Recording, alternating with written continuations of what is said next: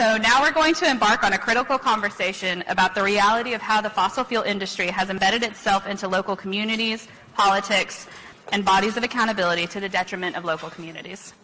Over the next hour, you will hear from panelists who can speak to the reality of this and provide insights on strategies that are being applied to fight these industries. Keep in mind that after this panel, you will have some time to discuss your impressions of the content and the training with your fellow table mates. Apparently I go to lunch and I forget how to talk. It's fine. This session will be streamed on Facebook Live and will be available on our YouTube channel after the training. And so not to alarm you, but there will be filming going on, so just kind of keep an eye out for the film crew, and there will be another one today as well. So just kind of, don't mind them. They're doing what they're supposed to be doing. It's now my pleasure to introduce the Power, Pollution, Profit issue panelists to the stage, many of whom you may already be familiar with. Moderating the session will be Reverend Lennox Yearwood Jr., the President and CEO of Hip Hop Caucus.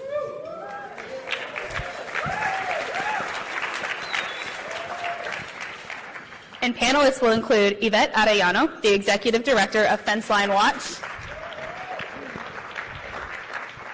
John Beard, the Executive Director, Founder, and CEO for Port Arthur Community Action Network. You got a shout out. And last but certainly not least, we have Sharon Lavigne, the President of Rise St. James. So let's give them a warm round of applause.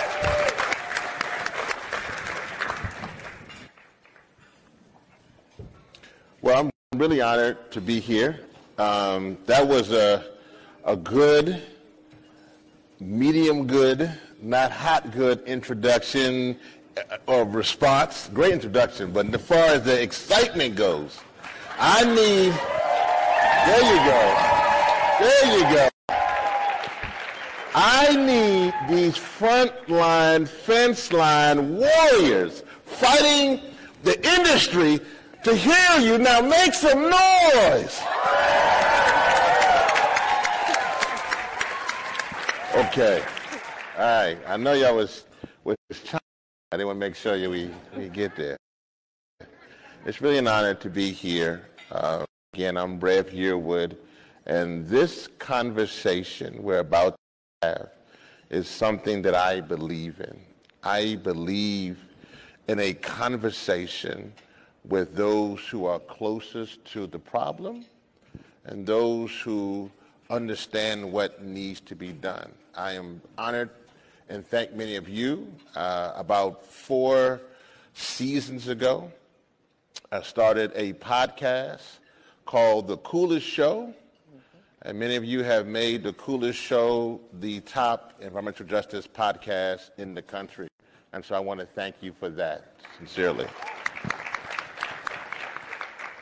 When we first did that podcast, we were very pointing to we said that we know our climate movement. We wanted to have voices that were black, brown, indigenous, women of color, queer. That was the voice we wanted to have on The Coolest Show.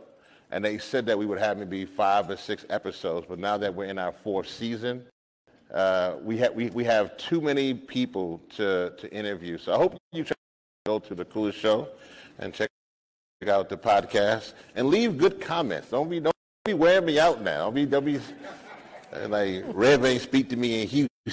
1 star. They teach him he ain't gonna speak to me. I was talking about the climate crisis. Thank y'all so much.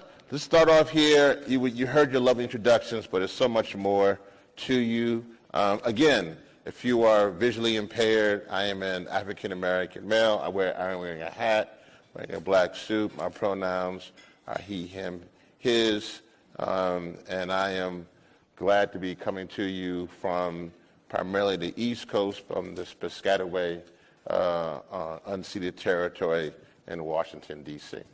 And so with that, I'll turn to you, Yvette, and you can just tell folks who you are and a little bit about you. Thank you so much, Reverend Yearwood. For folks who are visually impaired, I am a brown woman-appearing person. My pronouns are they, them. My name is Yvette Arellano. I am from the beautiful Houston, Texas. And I'm the founder and executive director of Fenceline Watch. So with that, I'll pass it over to John. John. From Port Arthur. All right, PA. I said PA, Port Arthur. Okay, let's hear it. As you can tell, I'm very proud of my hometown. Our motto is, or was, we oil the world. And I like to call it, the climate nexus. It's where the focal point of all of this that we're talking about and what we're here for is going on. I mean, there are other places, no offense to Houston and other areas, but whatever's in play is happening in Port Arthur. And once again, I'm John Beard, the founder and CEO of the Port Arthur Community Action Network in Port Arthur, Texas. I use he, him pronouns, and I'm glad to be here with you all. No better or greater place I'd rather be than with people who are in this movement and in this fight. And I just want to say we will win this fight. So will. Sharon? Okay, I'm Sharon Lavigne from St. James, Louisiana, and I'm the director and founder of a faith-based organization called Rise St. James, and we just won our fight. We won our fight against Formosa Plastics, and I don't care if I peel it, we're still going to win.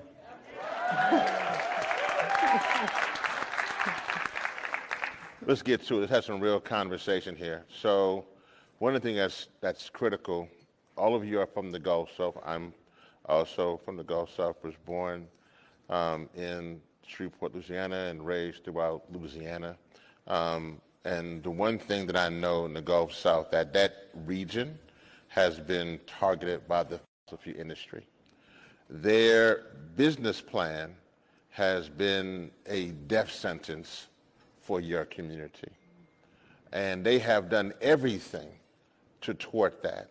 So give the folks a little bit of background on what you have been doing to really fight this David versus Goliath battle in your community. Yvette, I'll start with you.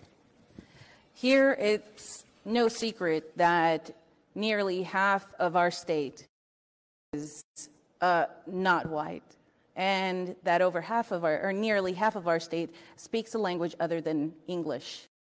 There's an old saying, to begin at the beginning. The petrochemical industry started just down the road in Beaumont with the Spindletop Gusher. Matter of fact, remember on the tour I showed you that the picture you see of Spindletop with the gusher and all, that picture was done by a photographer from Port Arthur, Frank Tross, and his building is still there. But Port Arthur was not based on just oil. It really was based on rail and steel. But with the founding of Spindletop, it became an oil town. That whole area became, it came in 1901, 1903. There you have the two first refineries, the Texas Company, which is now Motiva, the largest in the country. And then you have the Gulf Oil Company, which is now Valero. And they came about it. And they built there, and a lot of people, like my dad and mom came, my mother from Louisiana, my dad from East Texas. They didn't have a lot, it came from farming communities and all, hard scrabble. But they came seeking fame and fortune and a better way of life. And for a while, that did happen. And the companies, to help people who didn't have a place to stay, built company towns, company stores in close proximity. So you didn't have to, because you didn't have a car, be able to get to work. And it provided a good living. I'm second generation refinery worker. I worked for, and don't y'all throw food at me, ExxonMobil. As a 38-year retiree, retired after 38 years of service, rather, and second generation union also. And it provided a good life for my dad and my family and his family, and for me and my family. But then I began to sense and see a shift in things, that there was no longer the care and attention to giving people of color jobs and opportunities. And Port Arthur is a very diverse city, largely black and brown and yellow. But let me say it like this. Segregation ended in 1954, but schools in Port Arthur were not desegregated till 2007. That says something. And as the country began to change from segregation to desegregation, a lot of these things happened. The migration of people of color who lived near the fence line and in those areas where they were stacked in homes so close that you only had a 25-foot lot and they had garage apartments in the back. Because I've seen a letter that one of the founders wrote about that. And yeah, they petitioned to do it because they didn't want black folk moving into the white parts of town. So they were concentrated. But then we began to not have those opportunities because some of the others that were there who had moved away wanted their children to have that kind of living too and that kind of lifestyle. So they moved into whiter neighborhoods and eventually to the lake. But long story short, those opportunities were no longer there for people of color. I had a captain of industry tell me, as I mentioned to you that story, they had to hire 25 operators at one of the largest refineries there, and I'll say the name, Total. And out of 25 operators, only 2 were from Port Arthur. How do you change the complexion of a city? How do you change its economics when you're hiring so few people? And then they bring in the other contract workers. So it's not fair, it's not right. They get tax breaks and all kinds of incentives, but yet Port Arthur looks bombed out and depleted. It looks like some parts of Ukraine or Iraq. So it's not working. The so-called dream they sold us is not a dream, it's a nightmare if you're from Port Arthur. But I chose to stay there. I had opportunities to leave and go elsewhere, but decided not to do that because my parents were getting older. And some of the people that, I grew up with, their parents were there and got older, but they moved away. But the thing about it was that some of the older people who nurtured me and gave me a sense of purpose needed to have something rooted there to fight for them and speak up for them when no one else would. And so having served on city council, done over 35 years of work in the public sector with that, worked in the industry and all, I just feel a sense of obligation to do more to help because what's going on right now, because of petrochemicals, is unjust, it's wrong, and no better time now than to make that shift away to something that's greener, cleaner, better, and more equitable, so that all of us have a future, no matter what color or where you come from, whether it's Port Arthur, St. James, Houston, Freeport. We all deserve that opportunity. So that's part of my purpose in being in this, Rev. Man, and you're right to clap. Clap it up. I mean, that's all of you, Yvette and John and Sharon. I sit here because I come from, your community, but I'm furious, to tell you honestly, because I know that these folks are sitting in their boardrooms and they're making decisions and they're mapping out parts of Houston. And even though, thank God for Fenceline Watch, and they're mapping out Port Arthur, and thank God for your organizations, dear John. And Sharon, we're coming to you now. Thank God for all of you. But I get mad because I got to tell you, when I was in the car with you, the entire time, your son, who's now a man, and now was obviously now doing the work, was telling me how he has headaches and migraines. And I say, well, they're killing us. Yeah, right. Exactly. Hey, you up there fighting, and your children and people in your community are dying. Yes. And that's what, and I mean, I know we all in this movement together. I know we all fighting the climate crisis, but y'all are literally laying it out there. And Sharon, you are the epitome. When I came to St. James, I mean, obviously I'm from Louisiana, and I wish your community was called Opportunity Alley. I wish it was called Hope Alley. I wish it was called Beautiful Alley. Yes. But it's called Cancer Alley. Yes. That alone speaks volumes. That's right. And when you drove me around, you just showed me all of these people, these mamas who was getting lumps on their chest. Yes. These children who are born with diseases. Yes. You was pointing out that house is where Miss Smith used to live, and this house is where Uncle John was, and all these folks was dying. And then you came up, because you're a special education teacher, and you were like, Formosa decided to say that, well, your community is the path of least resistance. But they didn't know that it was a Sharon Lavigne living in that community. And all of a sudden, this special education teacher gets riled up and says, enough is enough is enough.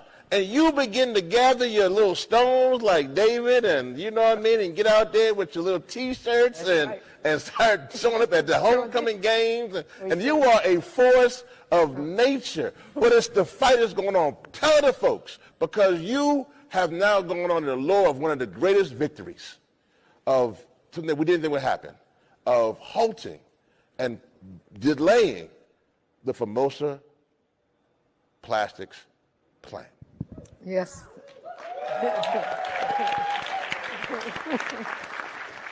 Formosa plastic is delayed, but that's it. They will not come, and I mean that. They will not come 2 miles from my home. I said that from the beginning. When I first heard that Formosa was coming to St. James, I said, there's no way. We have 12 industries within a 10-mile radius. They want us dead. If Formosa would come, they would bring 14 more industries on the top of our 12 within a 10-mile radius. There's no way we could breathe the air or even drink the water or take a bath in that water. So we changed our narrative from Cancer Alley to Death Alley. We formed a coalition with other organizations, and we changed it because it's like a death sentence to us. Because if this plant come in, we will die. There's no in between, no going somewhere else, no way. We will die. And we want to live. My community wants to live. St. James Parish residents wants to live. Our politicians, all for industry. Our governor gave Formosa a $12 million tax break. We don't get a tax break, but these industries come in here and they get tax breaks. They pollute us, they poison our water, they poison our air, and they still want to put more on us. We just stopped South Louisiana methanol in September. They packed up and left. And we also stopped Wanwan Chemical from China. We stopped that one in September of 2019. And we will not take any more. If any other industry tried to come in, we will stop it. Because we care about our lives, we care about our community, we want to stay there. They bought out the rich whites, they left the neighbors there. They sold our high school to industry. We had to go to another neighborhood and build a new high school. They sold our post office. They closed down the sugar mill. They want us dead. The rumor is that they want all that area to be industrial. And our politicians, our parish council members voted to make where I live future industrial. I said, I don't think so. I don't care what they make it. No more industry is coming in. And I mean that. You can take that to the bank.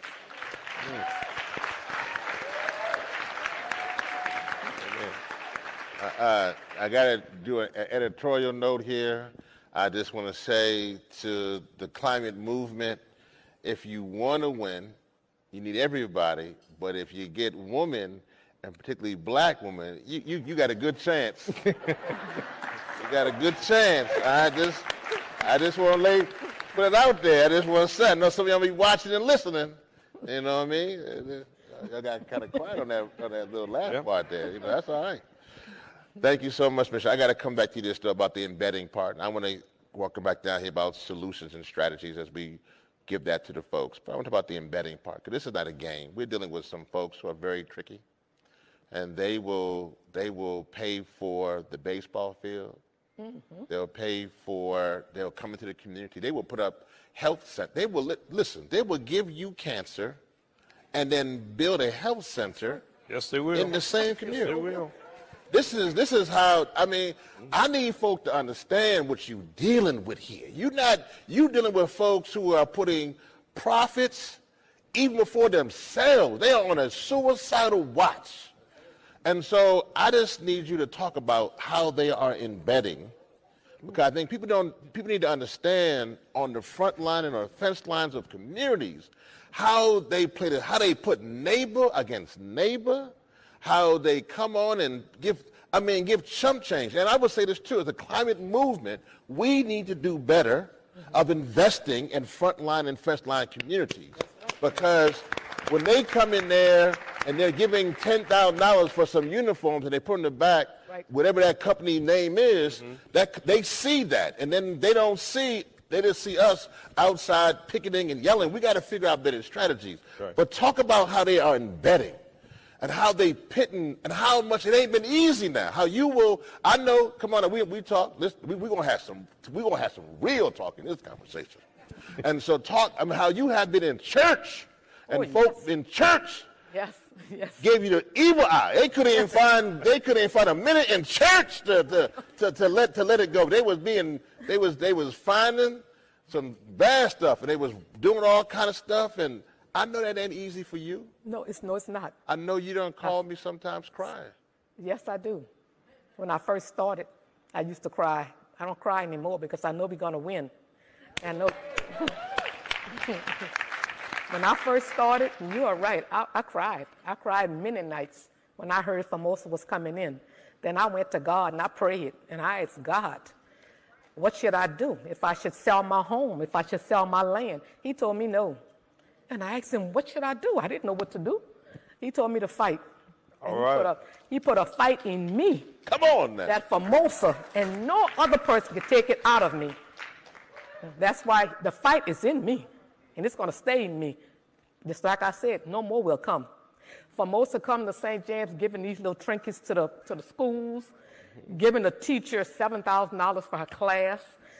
The woman Formosa pulled the funds from her. She called Rise St. James to help her. Then we turned her over to Reverend Yearwood. Only $7,000, that was all they gave this teacher. And the football people, they used to pay for their banquet. $1,700, they pulled that from the football people. So they called Rise St. James. Rise St. James had to help with that. They give the senior citizens a little box of junk. Rise St. James give them a gift card. The elderly, we help the elderly, and they tell us that we are doing a good job. They tell us, thanks for saving our community. The elderly are getting sick. If you've been living in this toxic place for 55 years, you will have something. I have issues right now, but it's not going to stop me from fighting. And for Mosa, I asked to speak to the PR person, never got a meeting with her. But that's okay. I put it on live stream. I do a video every now and then at them. Not one of them would talk to me. Not one. But we got to fight, and we're going to keep fighting. And just like I said, they will not come in. Yeah, I know that's right. John, same question for you. This is very important because you have a good lens on being on both sides, how they come in to embed in the community, and then also what kind of strategies you have to use. I know you talked to me about how you would want to, there was a church there that's closed down, and you want to buy the church, but you just talk about different ways that we have to invest back in our communities. Talk about that and why that's important. The key thing we got to remember, something you said earlier and Sharon hit on too, is that it's not just what we're against, but what we are for. Yes. It's what we do for the least of these, those in our community, because I'll put it like this, Rev. Before Jesus spoke to the 5,000, what did he do? He fed them. That's right. You can't talk to anybody about climate change and global warming if they can't keep the lights on, if they don't have food on the table, if their children aren't doing well in school, if they don't have a job or something to help sustain them. So we have to be that undergirdment to make the community stronger. That's why my organization, we're about environmental and social justice, but we're also about community development. And, there are many strategies, many directions you can take. All roads don't lead to Houston, but you can get on more than one and get here. And there are many different ways to get this done. But Sharon said it well, and I always like to quote her on this. It's that one word, fight. That's right. We have to fight and push back. If I can say one thing to you all, don't let something be said that ain't true about this movement and about the fight that's going on and the things that are happening, and you don't respond. That's right. Now, I'm going to really mess with you all now. Here I go, with this. Go ahead. We have to talk. The great Kanye West Kanye had a saying. He said, I'm about to push the yay button. That means I'm about to do something stupid. He said, I may say something wrong, but it'd be wrong if I didn't say nothing. That's right. Imagine if I didn't say something. Wouldn't nobody say nothing? Sometimes you're in circles and spaces where you got to speak up and say what's right. And if you're not willing to do that, then you become part of the problem. So we've got to address those problems in our communities, maybe even in our homes, in our neighborhoods. And then we've got to work at educating people as to what's happening to them. Sharon says it all the time. We were just in D.C. the other day, and you told one of the administrators, all these plans they've got is fine. We're going to do this and we're going to do that. We said, but what are we going to do right now? People are dying. That's right. We just buried a 32-year-old mother the other day, you 33 years old, with cancer. You know, from cancer. Ovarian cancer. People are dying. Children are running around, toddlers having to be on breathing treatments and nebulizers, senior citizens with COPD. What are we doing to help them? That's right. So we've got to communicate to people that what's going on in your environment is what's going on inside of you. That's right. And you're breathing this poison that's being released, and it's in the ground and in everything that's a part of you. So we have to educate. Then we have to mobilize people. And then we have to strategically strike at the beast where it counts. And where we're not hitting them hard enough is in their pocketbook. That's right. Because if you cut off or stop the money pipeline, as that organization says, yes, then they can't build Formosa. That's right. They can't build Sempra like they're trying to do in Port Arthur. They can't build any of these facilities. And they don't like bad publicity. So we got to raise our voices. And no better people to do that but you all. That's right. But once again, you sit to the table, or you sit in these squares and circles and spaces and say nothing, look in the mirror because you're part of the problem. That's right. And we got to stop doing that. We've got to get about our business. So one of the things here, Yvette, I'm coming. Now it's coming to you with a hard one. Now I'm coming to you with this is one that might be won't be hard for you, but it might be folks listening to what I'm sure you great say. Is that you might have noticed in this conversation, all of us were talking about different things. We might have brought in there about the homecoming. We might have brought in there different things about the religion or communities. And what you would notice about black, brown, indigenous folks, even if they don't even believe what somebody else believes, they will respect somebody else's community. I need to say that again. It's not political to them to care about their children or their family. And if you're sitting with somebody as an organizer, you have to be respectful of the person you're sitting across the table from. Before you come with what you want, you got to build community. So, Yvette, hard thing, our movement is predominantly white. And a lot of times these fights are taking place in black and brown and indigenous communities. And so sometimes folks go into those communities and they're not being culturally or even community sensitive to who they're sitting across the table from. They just want to tell them about the climate crisis, about how much carbon is in the atmosphere, about what's going on with the IRA. They actually give all kind of acronyms too. The IRA, the BIF, CHIPS. They just go down the line. And the community is sitting there looking at that person wondering, do you really care about me? Or are you just here to just go through the motions? Give folks advice. What can we do to build a true black, brown, indigenous, woman of color, queer-led movement that can change things? Give folks advice about breaking down the walls to organize. That's a question that I think could take all day, maybe a week, maybe a year. But I'd like to go back to one of the Hamas principles for democratic organizing, and that's a commitment to self-transformation. You commit to being able to change your ways, to being empathetic to communities, to being respectful, even though you have consistently perpetuated cycles of dominance, whether that's patriarchy, that's white supremacy, that's machismo. Breaking down those barriers is difficult for anyone. And I think folks in this room who are from the Gulf South, who are from fossil fuel states, recognize that in our communities, we have friends, we have family that work on the other side, and that they see us and we see them. And that part of seeing each other is continuing to have those conversations, to humanize one another and creating those relationships that can transcend those kinds of boundaries. And sometimes, you know, you can't spend forever talking to one person, and that's okay. Because there's going to be another neighbor, another community, there's going to be another friend that you make along the way. But I would say being open, this is a multi-generational issue that deserves a multi-generational solution.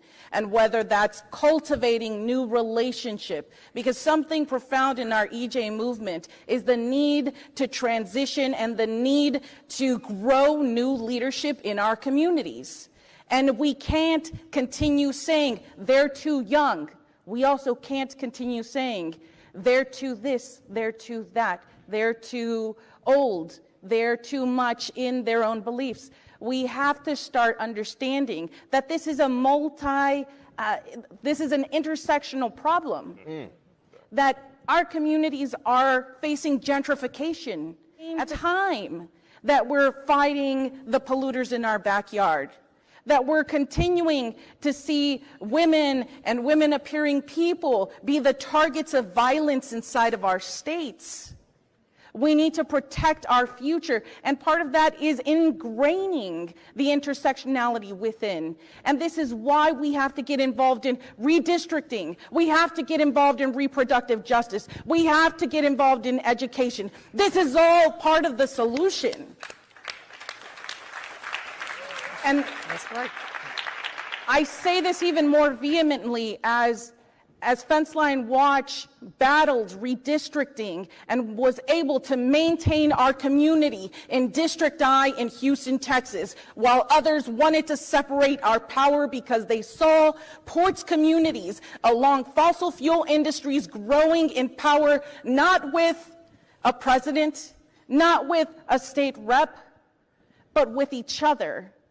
And so we were able to fortify and strengthen each other across ages, across races, ethnicity, religion, because we have each other's backs. Right. Because in Houston, we are home to 52 miles worth of industry, making us the largest petrochemical complex in the entire nation, second largest in the world. And yet, this country continues saying that we are a developed, well-educated, well-housed, well-fed country. And we know this is a lie. And part of that is breaking down those barriers, making sure that those myths continue to crack and break where they need to, because just like Sharon and just like John said, our communities that are supposed to be the hub of all of this prosperity, where is it going? It's not going back into our communities. Right. We have an elementary school. It is J.R. Harris Elementary, down the street from Lyondell Basel, just a couple miles away from Valero. It also has 101 storage tanks full of everything from sulfuric acid to gasoline and oil-based products, down the street from a sulfuric acid plant. 64% of this student population can't speak English. That means their parents can't either.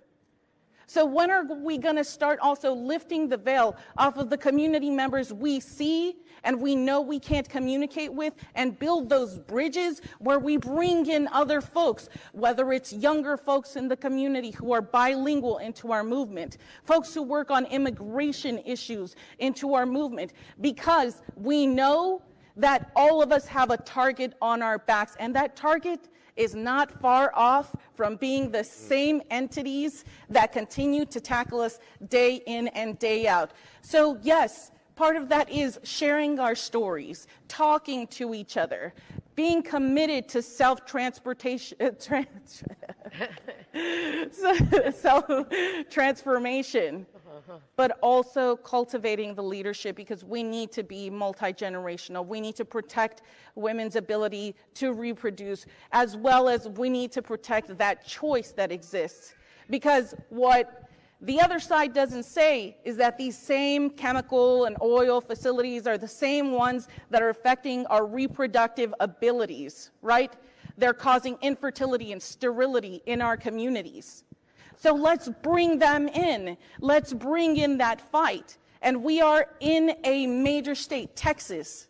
I'm so hopeful for our state's transition into a future where we can look at cities like Port Arthur and St. James and see fields of solar panels and turbines and be the home of new energy. But we have to make sure we bring everybody in, including workers. Workers are with us. They don't care if they're making $85 with oil or $85 with soil. They want $85 to bring to the table and put food on the family. That's real. So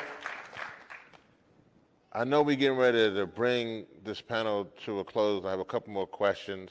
Yvette, I want to just stick with you, though, on what you just said, because I think that it's very important that we deal with this conversation. One, I just want to repeat what you said, because I think people don't understand how we make that transformation.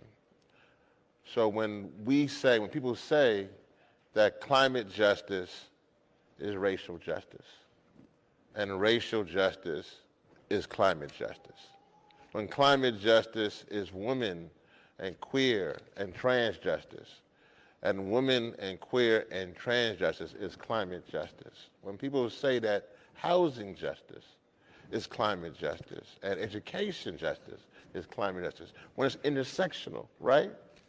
And that we have to build that. I think folks hear that, and they say that sounds nice, but they don't do nothing else. I think folk hear that, and that is wonderful, yeah. But then to really make that happen, because see, for me,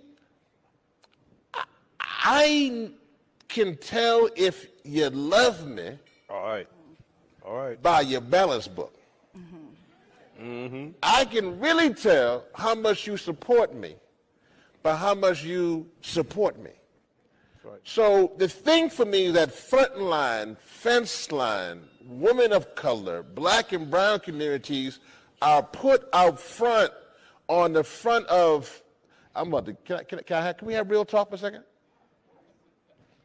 Are put on the front of things in a usatory means. Out front of marches when I was out in Standing Rock. Out front of marches when I'm out there in St. James. Out front here in Houston. Put black, brown, indigenous, queer folk, women, they put them out front. But then them same folk who out front and the ones who dying got to catch a bus home, can't pay the rent, are left to offend their organizations because they got to be the comms person, they got to be the development person, they got to be the marketing person, they got to be the CEO, they got to be the janitor, they got to be all these things. But they get dragged around. And I've seen folks who have been in this movement who have died in this movement because of stress and husbands leaving and partners leaving and wife leaving and all kind of folk, children leaving because they not home. So what I'm talking about is truly transformational. So Yvette, I need this audience and those who are going to watch this to understand that we are talking about changing not only the climate crisis, but how we relate to one another in this movement. Because if we can't transform, then how the hell will we tell anybody else how to transform? So I need them to hear the snippets about just from all of you. Because I know I'm hitting on the nerve right now, because I know you know what I'm talking about. I need you to speak to this movement from your heart about let's really work together. Let's really fight. We can win, but we can't win in a usatory climate movement. And we definitely can't win in a siloed, segregated climate movement. So, Yvette, tell us what we got to do. Go ahead, Yvette. Yvette. Yvette. That's a lot, ain't it? We have to get active. And that's not just active on one fight. That's being active in every fight that touches us, friends, family, folks we work with across the table. Because there is privilege in not doing anything. And there is no privilege in having skin in the game. Our entire survivals meet so many oppressions on a daily basis, and we face those in the workplace. We face those when we're talking to a bill collector, trying to collect monies we don't have. So part of that is really making sure that we're not just sitting in this room talking about the climate, talking about just transition, and not talking about housing, and not talking about work, and not talking about the multi-generational effects that are going to touch our children when there is no more clean water for them to drink. Right. So being able to understand that picture is so vital and important, and that comes from folks who are directly affected, poor communities, communities of color, indigenous communities.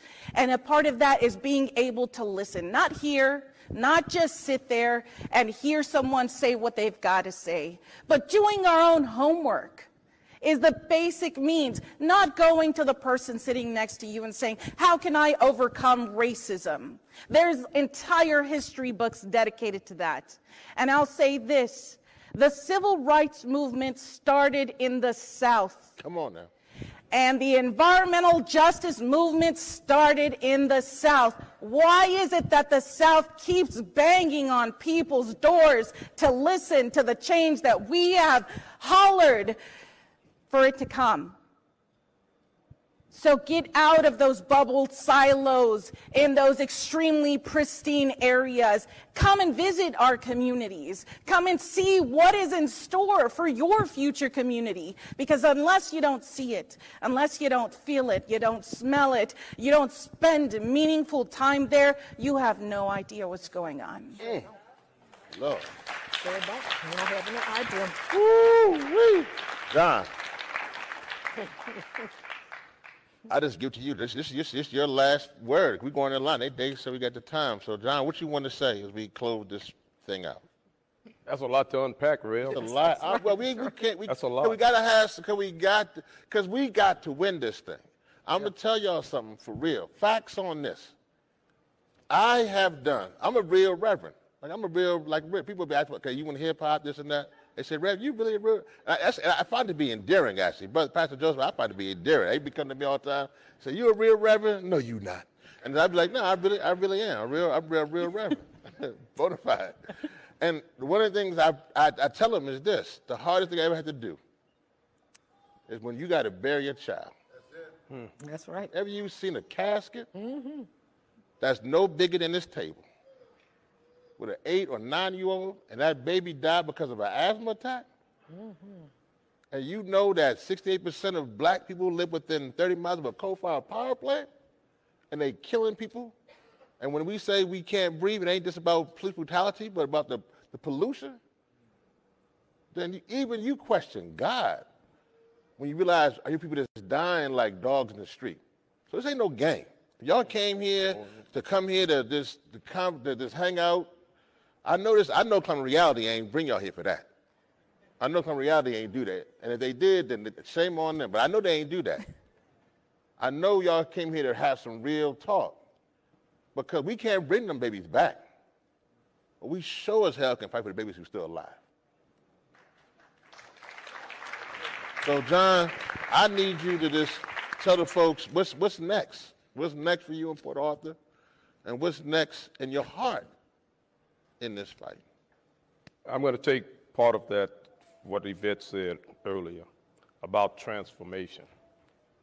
And there's a saying the philosopher had that the unexamined life is not worth living. And we all have to take a moment and look at ourselves and look at the conditions and circumstances we live in, step outside of our comfort zone, so to speak, and see where we fit in things. Am I living a life that is going to make life better? It's like running a relay race. And you want to give that person that you're handing the stick to the best position they can be in to win.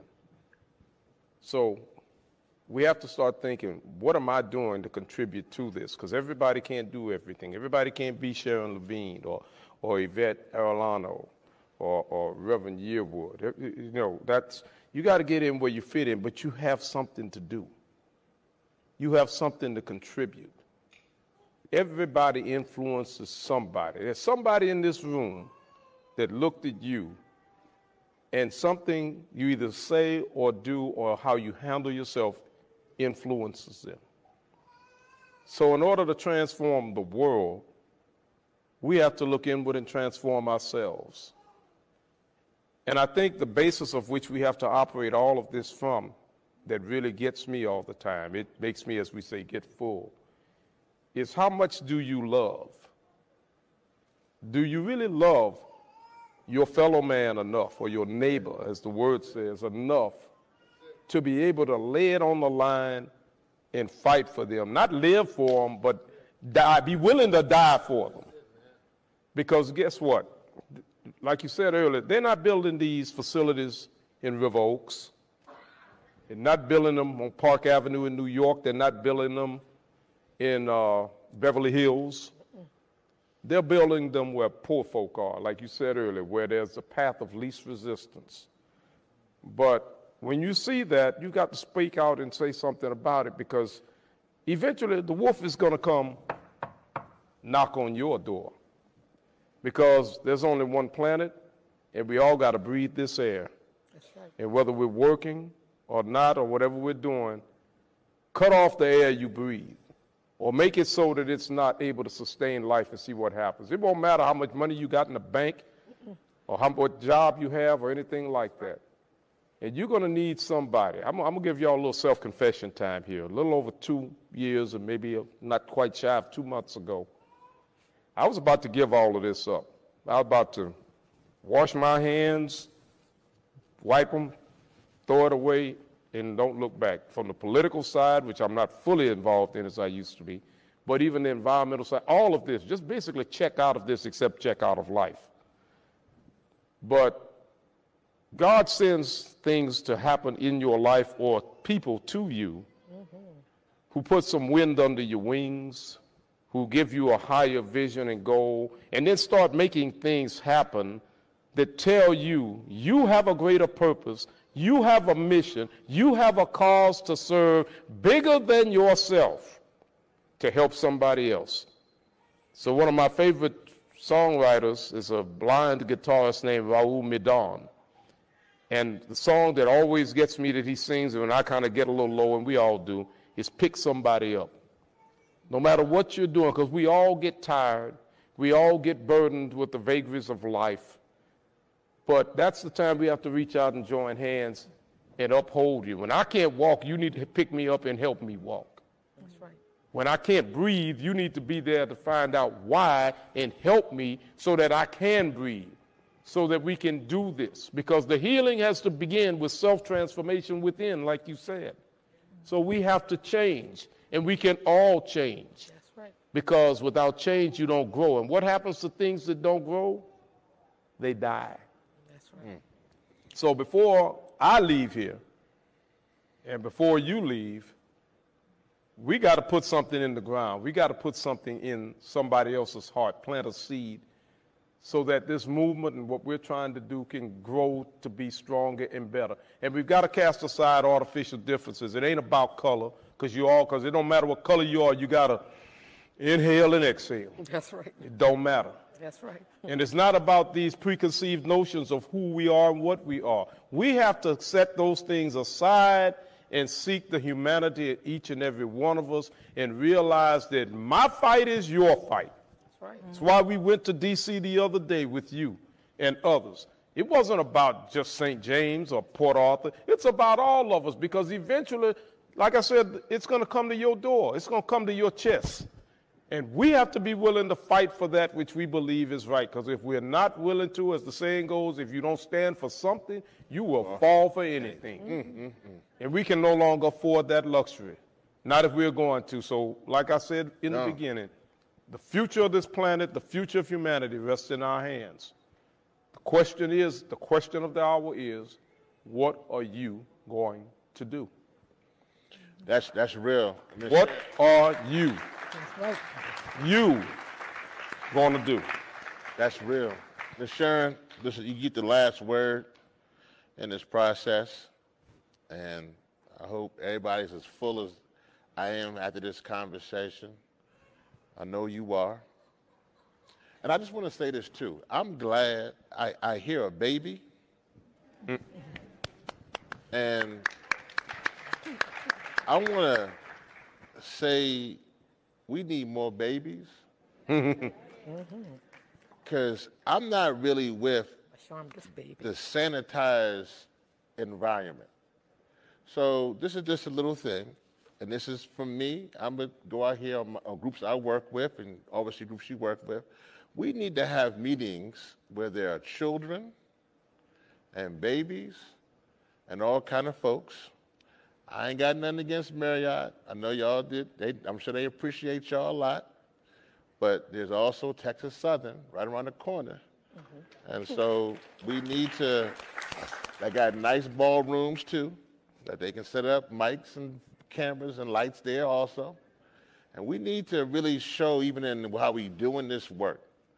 I think we are, I never forget, we can't be just too comfortable. I never forget, I had a brother we came out of, we're doing work after Katrina. And when he would go to hotels, he would sleep on the floor in his hotel room. And so one day we asked him, I said, brother, why you sleep on the floor in your hotel room? Because he said the folks back in New Orleans are on the floor. And I don't want to get too comfortable in these silk sheets. And he would, and that would just to remind him of the folks back home. Ms. Sharon, on that note, I want to say that you are, I said this earlier, I'm going to say it again, you are amazing. Thank you. You know I love you. I know other folk love you. Folk mess with you, they're going to have to mess with me. That's right. That's right. Facts on that. Right. That's right. And I'm hip hop, so I can, we can do all we want to do. Get down. We can get down, you know what I mean? That's right, baby. Come on that one. Yeah, that's what I'm talking about. That's right. Come on, give me an amen on that one. But Ms. Sharon, I know after Hurricane Ida, you were living in a trailer because your roof wasn't fixed. That's right. And you still out there in the trailer. I'm still in the trailer. Literally still in the But trailer, it's y'all. okay. I make sure y'all, I didn't want to just have no real night. I tell them to have some real conversation. Because y'all come here, clap for folk, and y'all know what they're going through when they go back home. That's right. Living in a trailer, fighting, getting all kind of awards, marching in D.C. yesterday, ready to go to Egypt. But God, go back home into a trailer and folks in her community. That's what I'm saying about Frontline and Fenceline communities, y'all. Well, we say right. We got to fix that. If we gonna lose, let's lose with our folks. At least doing good on the. At least they gonna be like, they lost, we beat them, but man, they took care of their people. That's right. Let that be how it's gonna go down.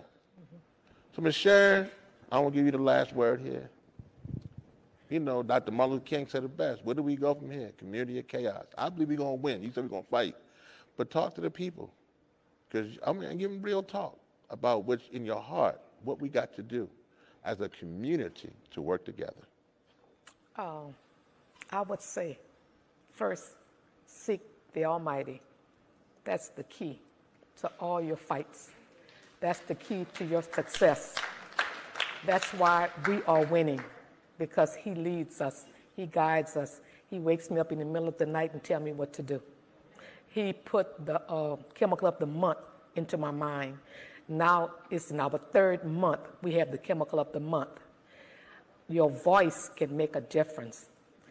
We speak out. My organization are speaking out. I'm getting more people to speak out. If no one is listening, continue to talk. Talk to somebody else, to the next person. Get to the right person. Tuesday, we went to D.C. to meet with President Biden, but he wasn't there. But I know you heard us, and I want to meet him in person. When I get through telling him about what's going on in St. James, down Cancer Alley, he's going to think twice because people are dying.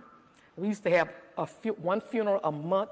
Then we started having 2 funerals a month. People dying with cancer. And a few times we had 3 funerals in 1 week. And between Donaldsonville and St. John the Baptist Parish and St. James Parish, we do not miss a week without having a funeral with someone that died of cancer. Just like I said, the people are in that area, they are sick because of all the petrochemical plants out there. And the people are dying rapid. We have a neighbor by the name of Oscar. He went to the doctor in July. In October, he was dead. Cancer. This other lady, 33 years old, we buried her Friday with ovarian cancer. So many people, a mother and a daughter, both have breast cancer in the same house. One man was walking around fine. He died with cancer. His wife has cancer. The wife is still living. You go down Burdenland, they have 2 industries in that area, and the houses are in the middle. One of my members of Rise St. James asked New Star to buy her out. New Star told her no. She died. We had to bury her. So many people, black people, went to the plant to ask them to buy them out. They told them no. So they couldn't move. They don't have the funds to move. None of us can move. We don't have the money. We don't have finances to just pack up and leave. That's what industry want us to do, but we're not doing it. So my advice is to help us, to pray for us, come out and see for yourself what we're going through. Just by us telling it to you, you don't get a clear picture of it, but come out and see for yourself. Everyone that come to us tell us they feel sorry for us. They didn't know it was that bad. And I received a call the other day from an evangelist in St. James. She said, this little boy is on dialysis. He's only 9 years old. He lived within these chemical plants. My heart went out to this child. I brought the picture with me to D.C. to show President Biden whenever I see him, because I will see him. Trust me, I will see him. And I want to let him know he can save our lives. All you got to do is tell him, bring these plants away from us. If no one don't stop these plants from coming in, we won't have a community. We won't live. So your voice is going to be heard, trust me. But you have to bring it out. Talk to people and ask God to help you, to give you the wisdom, the understanding, and the knowledge. I had no knowledge about all this environmental issues and stuff until I started doing this work. And look like it's paying off because Formosa is not coming. Make some noise. Yvette Arellano, John Beard, Sharon Lavigne, Frontline, Fenceline, making the fight happen. Make some noise for true warriors in the movement, and thank you so much.